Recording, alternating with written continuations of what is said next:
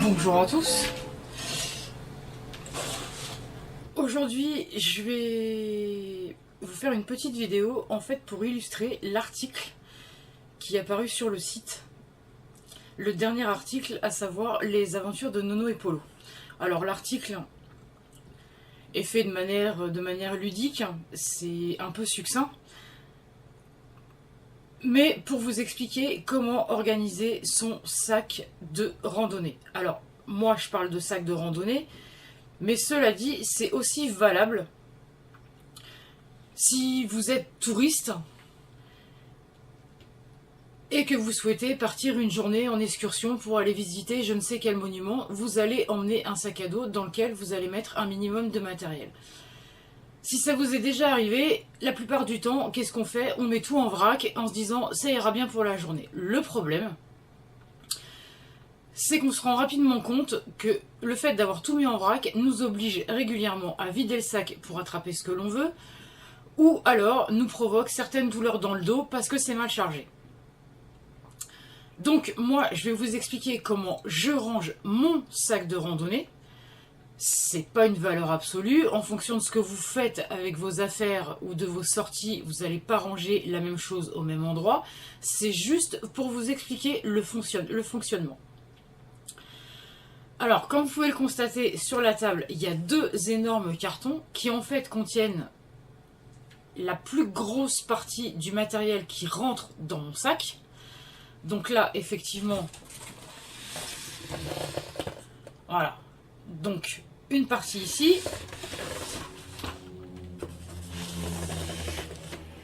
L'autre partie dans le carton que je vais poser par terre et je vais vous expliquer comment je range mon sac. Alors, cette vidéo va être, je pense, relativement longue parce que je pourrais effectivement me contenter de poser soit de vous vider mon sac et de vous montrer ce qu'il y a dedans, soit de le remplir et de vous montrer où je le mets.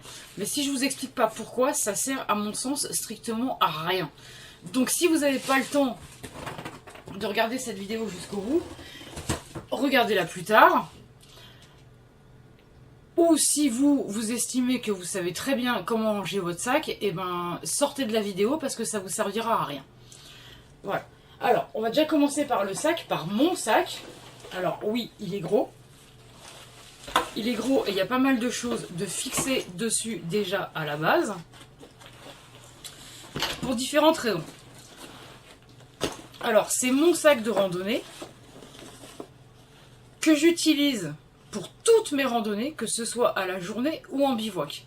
J'en avais marre de changer de sac et de manipuler toutes les affaires. Donc maintenant, que ce soit à la journée ou pas, j'emmène toujours celui-ci. Alors, rapidement, le sac, la partie principale du sac se divise en deux parties. Une partie basse, une partie haute. La partie basse se ferme ici par une fermeture éclair.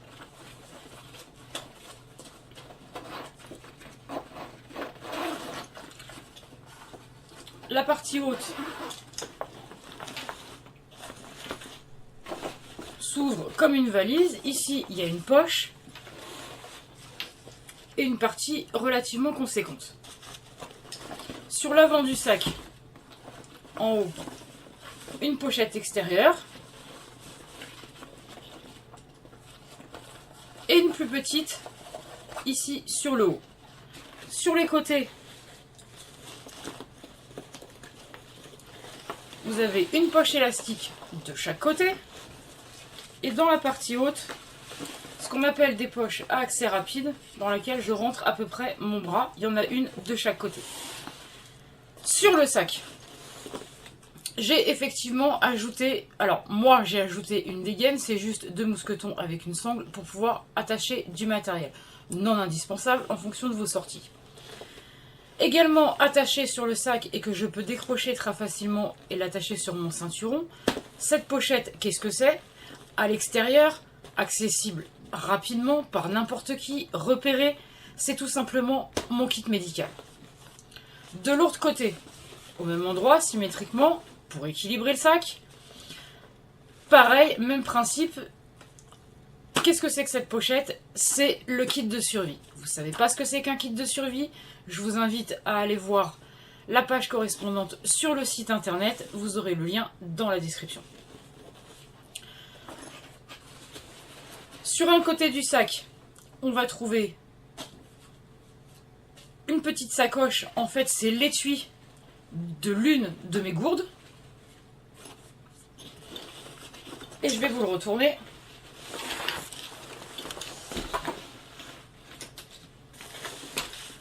Sur la ceinture lombaire, on va trouver une autre sacoche, pareil, que je peux détacher très facilement et attacher sur le ceinturon. Cette petite sacoche, c'est du petit matériel que je veux toujours avoir à portée de main. Alors, qu'est-ce qu'il y a là-dedans? Rapidement, il y a un petit couteau pliant, une lampe de poche, la petite, un truc très pratique qui est attaché sur un zip, donc le sifflet d'urgence qui fait boussole et thermomètre, très pratique d'avoir le thermomètre à portée de main, et un multitool. À l'intérieur de la pochette, le sachet dans lequel je range mes clés de voiture, un marqueur, une boussole, un crayon,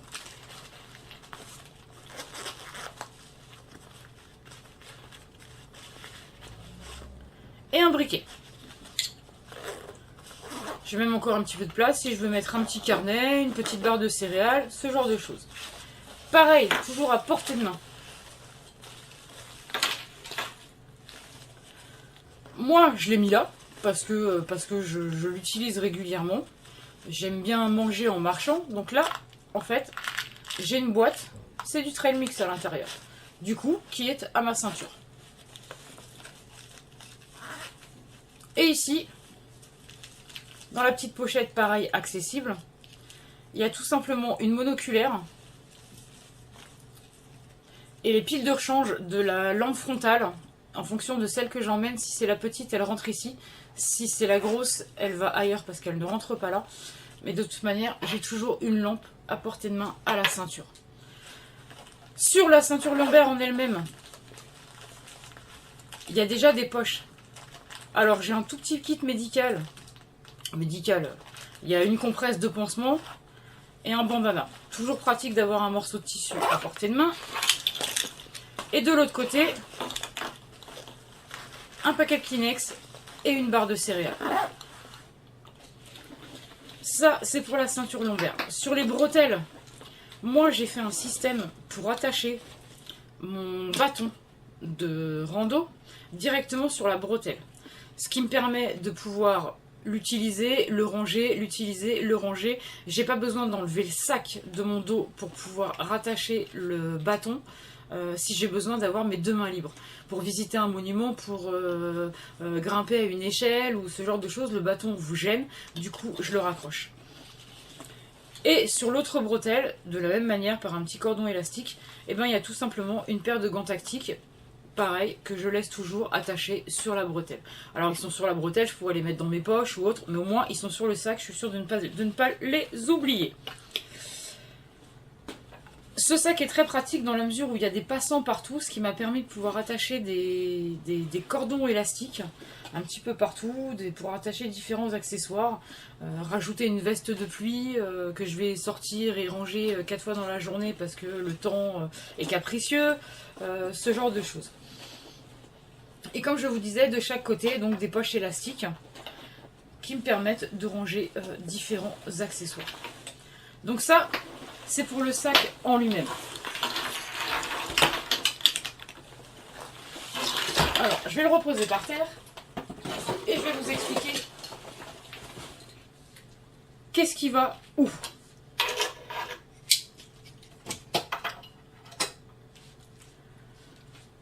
Alors, dans un premier temps, on va parler bivouac. À savoir le matériel de couchage. Parce que si vous partez en bivouac, bah forcément, il va falloir du matériel de couchage. Alors, qu'est-ce qu'on va trouver? On va trouver un matelas, un sac de couchage,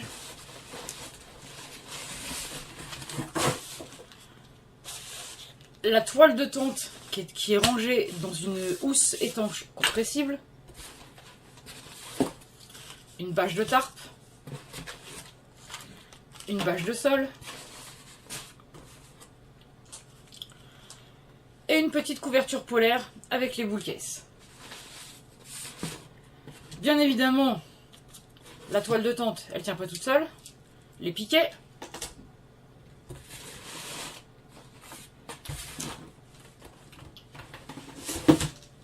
Et sur le côté, que j'ai oublié de vous montrer,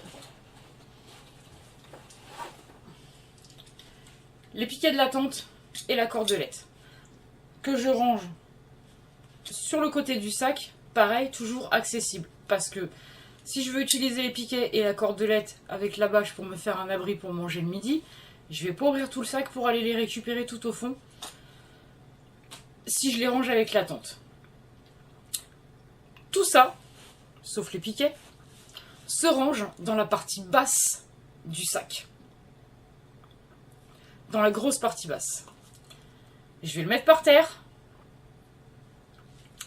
Et vous verrez après ce qui se passe quand c'est rangé. Mais tout ça va dans la partie basse. Tout simplement parce que c'est pas ce que je vais utiliser, ce que je vais sortir 4 fois dans la journée. Au pire, je vais utiliser ça, ça et ça. Donc ça va aller sur le haut de la partie basse, tout simplement. Et ça sur le côté. Le reste, je ne l'utiliserai que quand j'irai me coucher. Et je pourrais aussi ranger tout le reste du sac avant de ranger mon lit. Ça me pose aucun problème, c'est dans 2 parties séparées. Ça, c'est pour la partie couchage. Ensuite,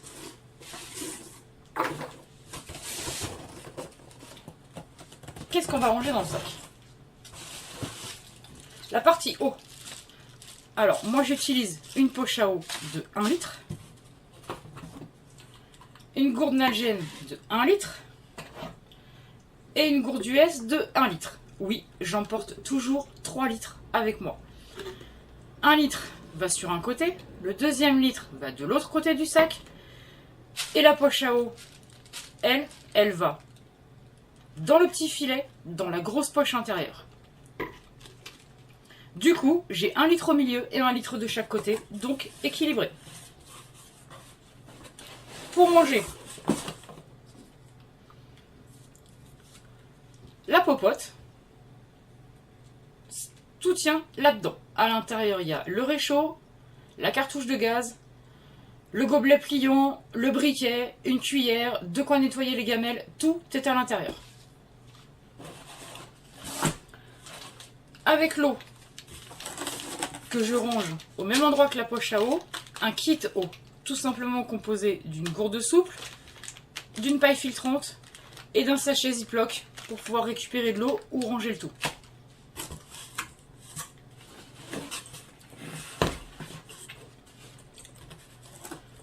Dans cette petite sacoche, mon alimentation, je range toute ma nourriture à l'intérieur de ça. Alors pour l'exemple, là il y a des nouilles chinoises, il y a un couvert que je ne sors jamais, une boîte d'allumettes étanche et une feuille d'aluminium. Ensuite, je complète par l'alimentation que je veux transporter.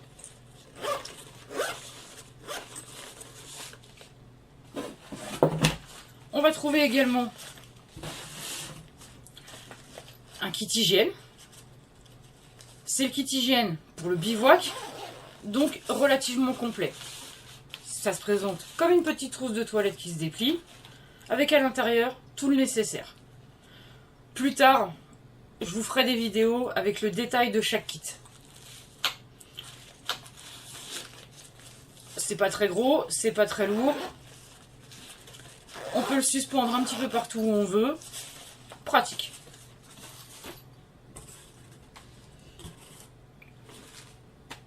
Avec ça, on va également trouver dans un autre petit baluchon. C'est le module des vêtements, vêtements de rechange. Une tenue pour la nuit, un t-shirt de rechange, des chaussettes, sous-vêtements. Juste l'essentiel. Tout ça va venir se ranger dans la partie principale du sac. Ça, plus ça, qui vient dans la petite pochette sur le devant. Ça me permet de pouvoir accéder à l'eau et à l'alimentation très facilement, à la popote également pour le midi, puisqu'en fait ça se retrouve sur le haut du sac. Ensuite, qu'est-ce qu'on va trouver en plus dans le sac? On va trouver les outils. Alors les outils,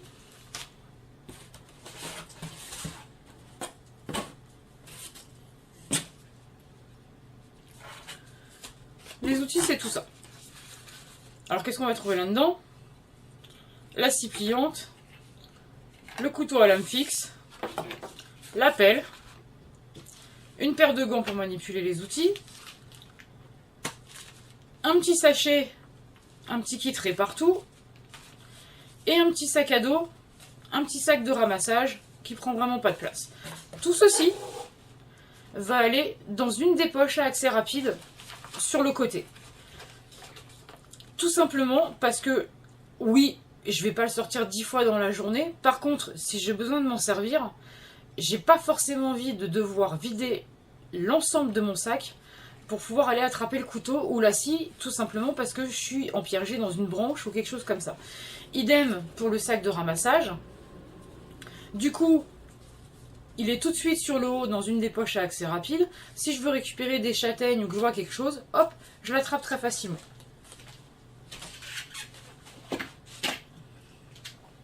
Symétriquement, dans l'autre poche à accès rapide, on va également trouver des choses auxquelles je vais pouvoir avoir accès rapidement et facilement. Alors c'est quoi? C'est un gros sac poubelle, c'est une veste de pluie, c'est la housse de pluie du sac à dos, et également dans ce petit baluchon, il y a tout simplement un bonnet, un tour de cou et une paire de gants chauds. Ça c'est pareil, ça se retrouve sur le côté. Et je peux y accéder très facilement.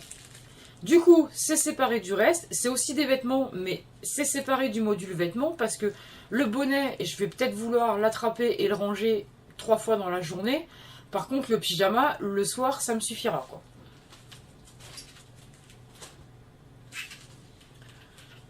Ensuite, il reste les 2 poches frontales du sac. Dans la grande poche frontale, on va trouver les sticks lumineux, les colliers de serrage. Alors, ils sont là tout simplement parce qu'ils ne rentrent pas, ça les tord de les mettre ailleurs. Donc, ils sont là tout simplement, au moins, ils sont accessibles. Dans la grande poche frontale, on va également trouver la carte du secteur où je vais faire ma randonnée. Et une pochette étanche dans laquelle il y aura mes papiers. Papier, argent, voilà, tout ce qui est important. Au même endroit, il y a également ma casquette. Et toujours, pareil, très facilement accessible, des chaussettes de rechange. Alors, moi, pour des raisons très personnelles, je suis obligée de changer de chaussettes régulièrement. Mais même si ce n'était pas le cas, il suffit de mettre les pieds dans l'eau ou dans un ruisseau, je me vois mal aller chercher mon module de vêtements qui est tout au fond du sac juste pour une paire de chaussettes. Donc du coup, une paire de chaussettes facilement accessible, c'est quand même pratique. Au même endroit, je vous disais tout à l'heure que sur la petite pochette, sur la ceinture, il y avait une lampe frontale. En fonction des sorties que je fais, et surtout si c'est un bivouac, je vais pas emmener la petite parce que ça suffit pas. Donc je vais emmener la grosse lampe frontale. Elle est là. Voilà. Celle-là, elle fonctionne sur batterie, rechargeable sur USB. Du coup, celle-ci va venir dans la grande poche frontale du sac.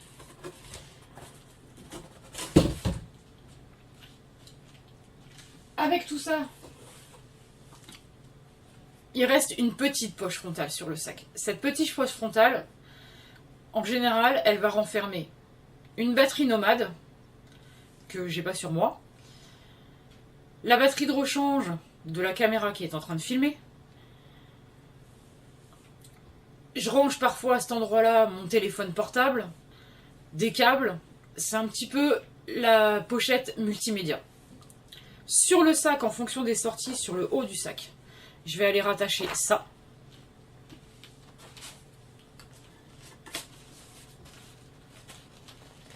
Et un poncho.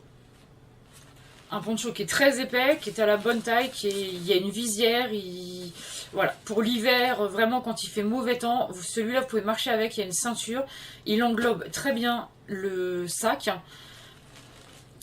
Du coup, ça, comme je vous disais, il y a des élastiques un peu partout à l'extérieur du sac. En fonction de la météo, si je veux pouvoir le ranger et le sortir facilement, eh ben, il va aller tout simplement se fixer grâce aux élastiques à l'extérieur du sac. Et voilà tout ce que contient mon sac. Vous avez vu, il y a énormément de choses dans le sac.